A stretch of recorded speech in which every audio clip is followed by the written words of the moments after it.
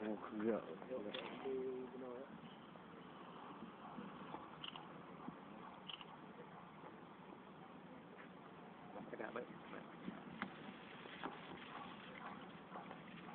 Dengan berakhirnya rangkaian acara tadi, maka berakhir pula acara peletakan batu pertama pembangunan showroom 3S PT Armada Banda Jaya Cabang Biren.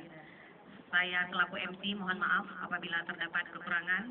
Wabillahi taufiq wal hidayah. Assalamualaikum warahmatullahi wabarakatuh.